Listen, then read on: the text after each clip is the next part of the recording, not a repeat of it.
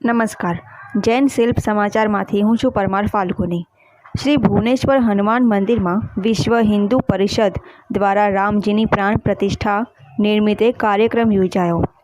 વેડ road ખાતેની Trilok society ખાતે આવેલા શ્રી ભુવનેશ્વર હનુમાન મંદિરમાં વિશ્વ હિન્દુ પરિષદ બજરંગ દળ દ્વારા રામજીની પ્રાણ પ્રતિષ્ઠા નિમિત્તે ભંડારા સહિત વિવિધ કાર્યક્રમો યોજાયા હતા। સવારે 9 વાગ્યે સત્યનારાયણની કથા, બપોરે અયોધ્યા પ્રાણ પ્રતિષ્ઠા મહોત્સવનું લાઈવ પ્રસારણ અને સાંજે 7 થી 11 વાગ્યા દરમિયાન 5000થી વધુ લોકોનો ભંડારાનો કાર્યક્રમ યોજાયો હતો। સાથે સાથે ભજન સંધ્યાનો કાર્યક્રમ પણ યોજાયો હતો। આ કાર્યક્રમોની અંદર સવારે અમે લોકો સત્યનારાયણની કથાથી સ્ટાર્ટ કર્યું।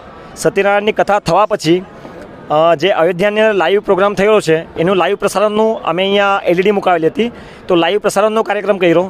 એના પછીનો કાર્યક્રમ શિવલિંગ અભિષેક એનો કાર્યક્રમ કર્યો। શિવલિંગનો અભિષેક થવા પછીનો જે કાર્યક્રમ છે એ ભજન સંધ્યાનો કાર્યક્રમ હતો, એ કાર્યક્રમ કર્યો। અને એના પછીનો કાર્યક્રમ જે હતો એ ભંડારાનો કાર્યક્રમ છે। અને એના પછી હમણાં ડીજેની વ્યવસ્થા કરી છે।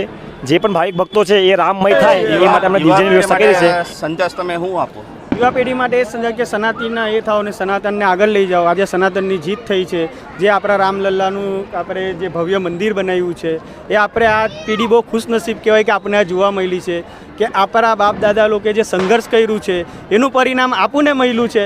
એટલે આપણે સનાતનને આગળ લઈ જવાનું છે, વધુને વધુ આગળ વધારવાનું છે ને આપણા હિન્દુ ધર્મને એક કરવાનો છે અને મજબૂત કરવાનો છે। જય